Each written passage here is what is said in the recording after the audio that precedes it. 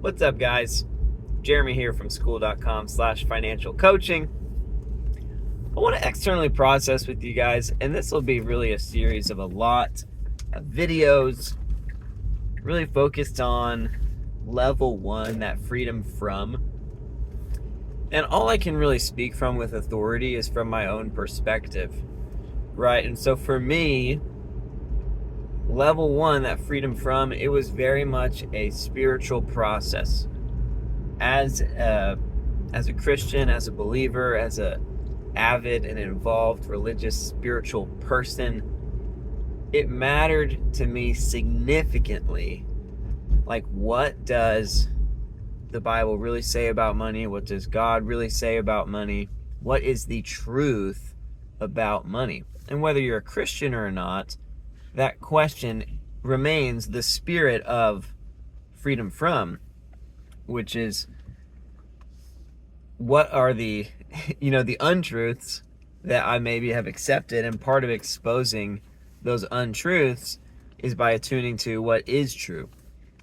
And so, that said, within the world of Christendom and personal finance, there's kind of like two camps, I guess.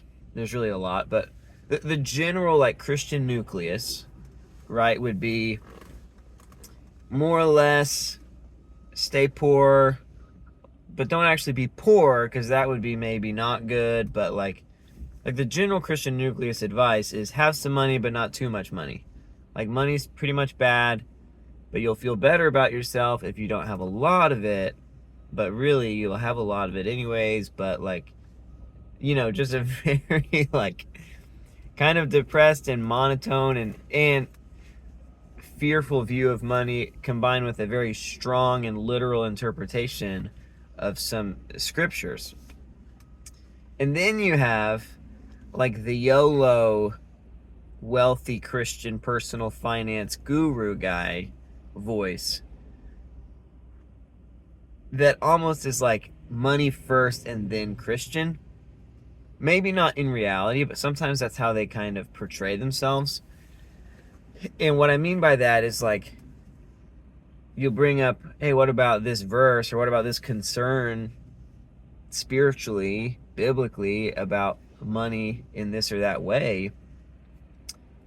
And it's almost like quickly dismissed by this camp, and like, oh, that's just for that, or that doesn't mean that.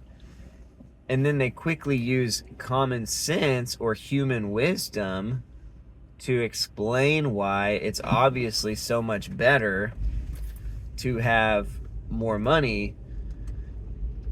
And so it's just kind of like the money does the talking, and what they fail to do, well, I mean, what normally they're hoping to do is inspire people to go make some money, right? And maybe they're building their brand that way, etc. Kind of similar. Obviously, I'm kind of more in this camp than this one in some ways. But I think what this guru camp misses sometimes, and this is what I was processing through in my early 20s and my late teens, when I was trying to figure out, what do I really think about money? What this guru camp misses is a genuine spiritual curiosity. And they probably do have it. Many of them probably do, deep down. But like, they don't portray it. They don't let the questions sit, and again, maybe they do in their heart of hearts, ask themselves as they look in the mirror, like, am I comfortable with who I'm becoming? Am I confident that this is a spiritually secure route to go? Am I afraid that I'm not giving more money away, that I'm not paying my employees more? Am I in any way conflicted ethically about the way that I'm making money? Maybe in their heart of hearts and before the mirror, they are asking those questions.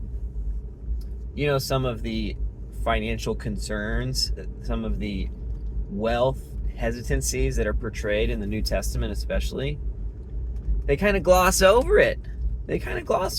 And so I want to give attention to, for real, various spiritual, financial thoughts, questions, concerns, and walk you through like what my process looks like in those different areas, and really in those different verses and biblical examples, because that's what a lot of it comes down to for me personally.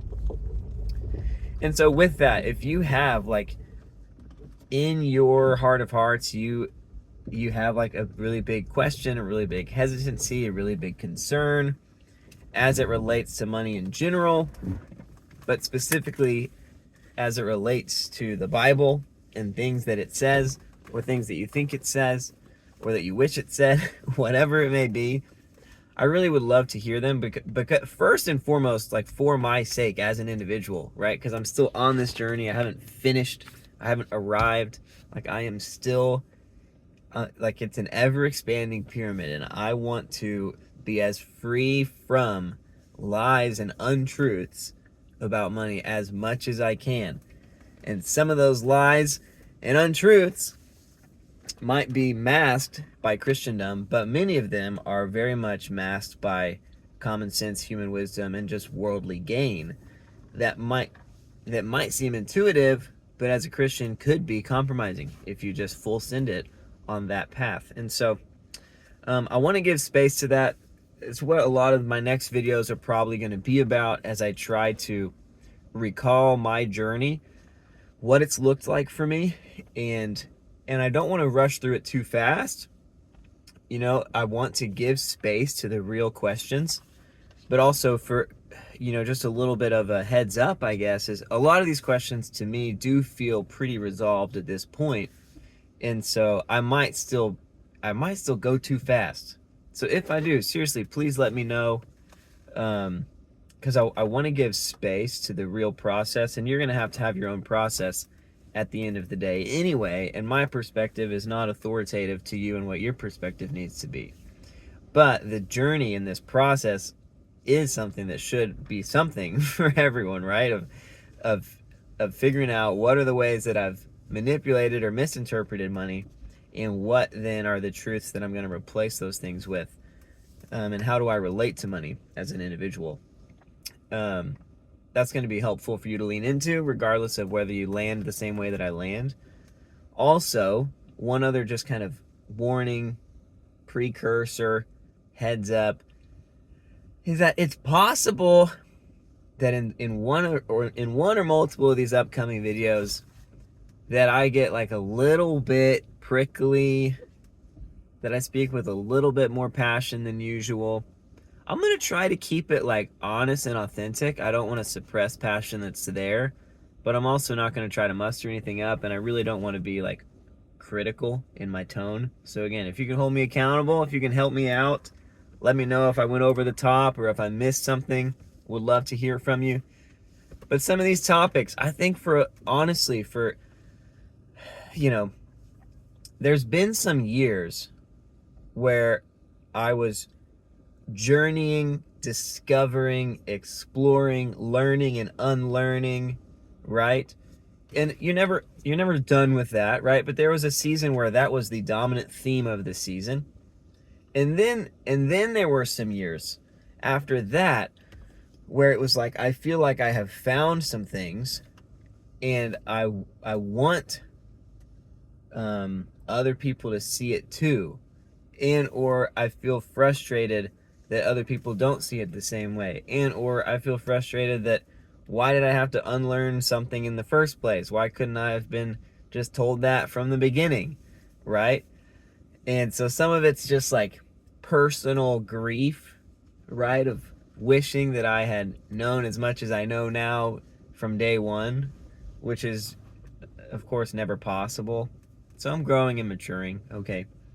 But some of it was this like, I need to convince people. I need to show people. I need to persuade people. Like this thing that I have found cannot be just me and 3 other guys, right? Like this has to be like everyone needs to accept this. This is important. This should be mainstream. This should be normal. This shouldn't be controversial. This should be base level foundational taught in every, you know, church, not that churches need to talk about money all the time, but if you ever are going to talk about money, these are the things that we need to stop saying, and these are the things that we need to start saying. So there were years of my life where that's how I generally felt.